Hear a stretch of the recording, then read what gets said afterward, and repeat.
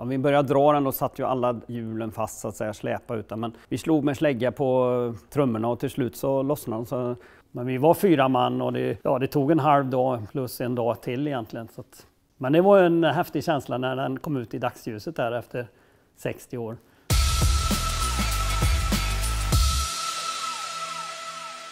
Hallå, hallå! Ja men tjänare. Hur är läget? Ja men det är en bra dag. Mm. Vi har fått kaffe och nu, ja men det känns bra. Det här känns jättebra. Vad är du för filur? Jag är ju Harry då. I Volvo-kretsar har jag hållit på i 40 år. Du är ju en storhandlare av rang kan man ju säga när det gäller gamla Volvo-bilar.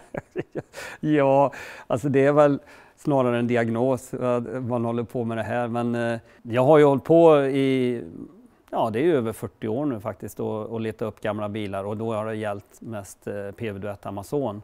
Och du har jättemycket delar här. Ja men alltså det har ju blivit det. Jag började med att skrota bilar och hållit på med det i hobbybasis i jättemånga år. Men nu är det väl heltid. Eller nu är det heltid helt enkelt. Man kan säga så här, det är så mycket delar här och så mycket roliga saker så det kommer att bli mer än ett avsnitt i alla fall. Ja det menar du? Ja, det kan jag säga på en gång. Okay. Men det är faktiskt inte därför jag är här. Jag är här därför jag gjorde ett avsnitt om ett ladugårdsfynd för någon månad sedan. En gammal Volvo PV51 special. Exakt, jajamän. Och den har du köpt? Ja men, den stod ju bara 8 kilometer därifrån och det var ju ingen som hade hört talas om den här bilen förrän du hade gjort reportaget och då blev jag intresserad av den bilen. Egentligen är det den här kicken att det är ett riktigt barnfind, att det verkligen har stått där i så många år och ingen har rört den. Bara det är ju en rolig grej och jag tyckte att ja, men den här vill jag ha. Det var ju liksom lite för mycket hjärta i det här köpet men jag tycker att den är charmig och hur ofta springer man på en sån här, det händer ju inte. Så att jag hade bestämt mig att jag skulle ha den. Ja, men när jag var där, då minns jag att det var väldigt trångt och dålig terräng för att få ut den här. Hur gick det där?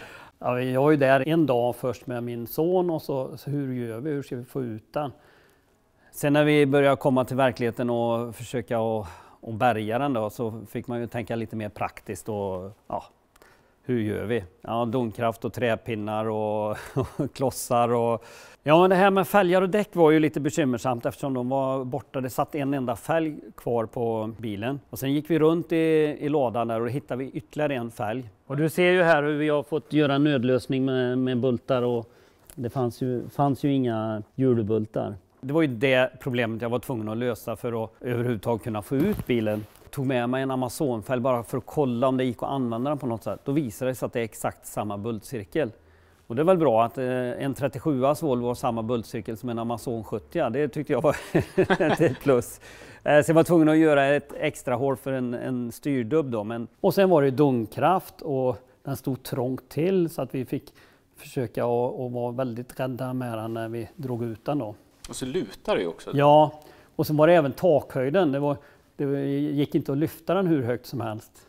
Vi vinglade ut den där bilen med en skruv i varje fälg då och det gick lite krokigt och tokigt men vi fick ut den på det viset. Men vi hade jättegod hjälp av en man där som hade traktor. Men det var en häftig känsla när den kom ut i dagsljuset där efter 60 år. Och sen fick vi upp den på min lastbil och vi vinschade upp den och då kändes det som då hade vi lyckats. Men vi var 4 man och det tog en halv dag plus en dag till egentligen. Så att, men det var en kul bärgning. Ja, men jag har ju hämtat mycket såna här som har stått i många år. Men det har ju varit mest PV och duett Amazoner. Men aldrig någon sån här gammal då. Men vad var det som gjorde att du just fastnade för den här? Nej, men det som är kul med den här bilen från början. Dels är det väl historien att den har stått här strax utanför Falköping. Och jag som har dammsugit det här i 30-40 år på gamla bilar och man får alltid reda på någon, så har den där stått i det liksom och nu 2020 så får man reda på att den finns. Bara det och få vara med och bärga ett så kallat eller barnfind, det är ju en tillfredsställelse. Och det har ju inte bara väckt uppmärksamhet på YouTube, den har väl också hamnat i någon tidning i USA? Ja, jag har en bekant i USA som han tyckte också det var fantastiskt intressant med den här bilen. Och i USA är det ju mycket det här barnfind, det ser vi ju på tv och YouTube-kanaler. Och han skrev en artikel om den här som ett Swedish barnfind. Är du inte nyfiken varför den ställdes in i ladan? Jo,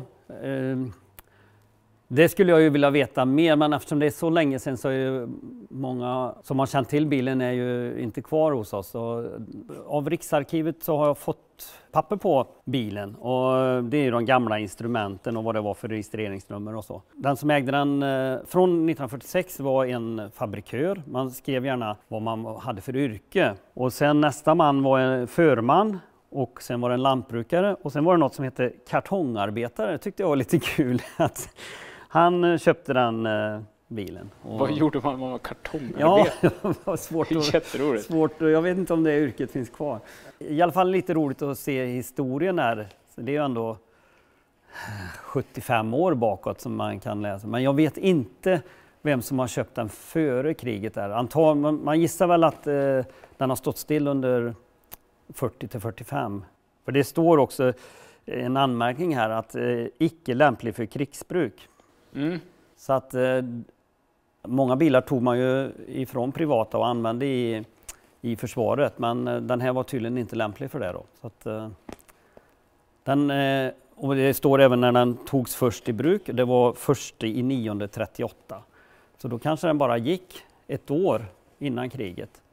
Och sen så registrerades den då efter kriget. Den är godkänd i Värnamo 19/12/45, så det var väl någon typ av godkännande för att registrera den då. Så att, men var det bökigt att få fram de här uppgifterna? nej, det är inte det. Jag tycker det är fantastiskt att bara kunna uppge ett regnummer. Och sen är det ju en kostnad givetvis. Och det tog 8 veckor att få fram det. Och det kostar hela 21 kronor för att få de här uppgifterna. Så att det är ju nästan förkrigspriser. Mm. Och det var ju inte förrän jag fick hit den som jag liksom kunde kolla riktigt noga hur den såg ut. Så det var ju svårt att göra någon besiktning av bilen innan man hade köpt den. Men jag är jättenöjd med den. Alltså förvånansvärt, eller vad ska man säga, mindre rost än vad jag hade tänkt. Men jag ser att det är rost längst ner på skärmkanten. Är det någonting som ska lagas eller ska det få vara så där? Jag kommer väl laga det jag behöver, men försöka bevara så mycket som möjligt utav det som det ser ut nu då. Och det gäller även kofångaren i fram, att den är ju flagnad krom och så här, men det får vara på det viset. För ska man lacka om den, då måste man göra alltihopa hela vägen med omkromning och så här. Och jag tycker att den har lite mer själ som den är. Kommer du ens att tvätta den här? Tveksamt. Jag ska försöka bevara så mycket som möjligt som man ser ut. Det är charmen med den här bilen. Drömmen är verkligen att få en drivlina under som funkar och det går att köra med. Så att, vi hoppas på det. Och satt motorn fast i den här? Ja, den går inte att snurra runt av, utan får hälla i de här gamla vanliga tricken med dieselolja i loppen och se om man kan få loss den då. Och i annat fall så får man ta ur den och se om man kan få den att snurra runt. Ja, den här huven har ju inte varit uppe på 60 år, så det är klart, det har ju hänt lite saker med den här, eller inte hänt. Och det har ju fastnat och blivit trögt allting. Man får väl varsamt väcka upp den helt enkelt. Och så får man se under renoveringen vad som behöver göras. Växellåda och bakaxel är jag inte alls orolig för, men motorn är ju frågan om hur mycket man behöver ta isär för att få den att gå då.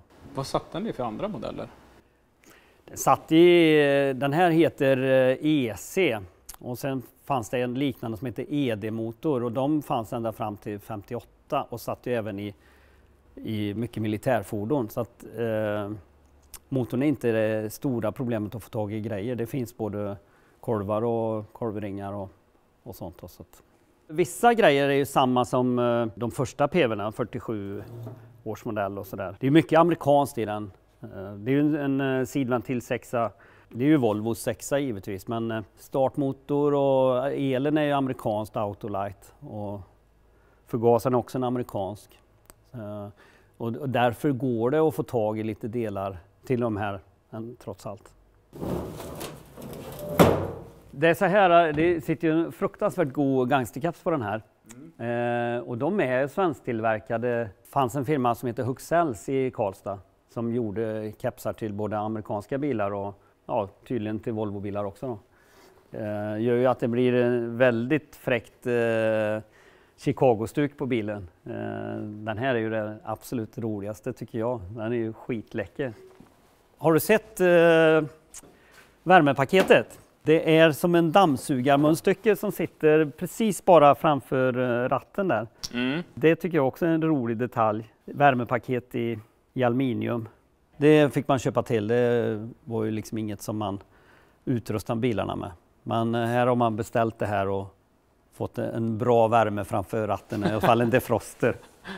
Jag ska låta den fräscha upp den försiktigt, vårda den lite försiktigt. Det går inte att ta några starka moderna medel på den här utan det får väl bli grön såpa och fukta den och framförallt få den dammfri till att börja med.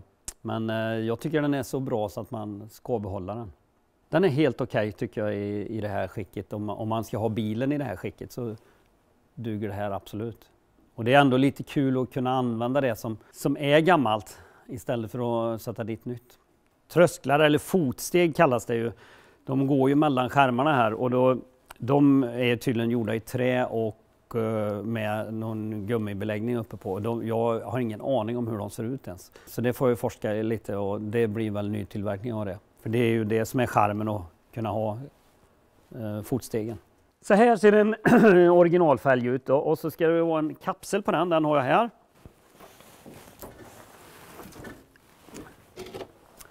Ska ju se lite snyggt ut så då med den.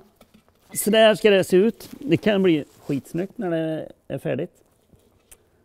Men hur många sådana här kapslar har du då? Nej, men jag har ju bara en.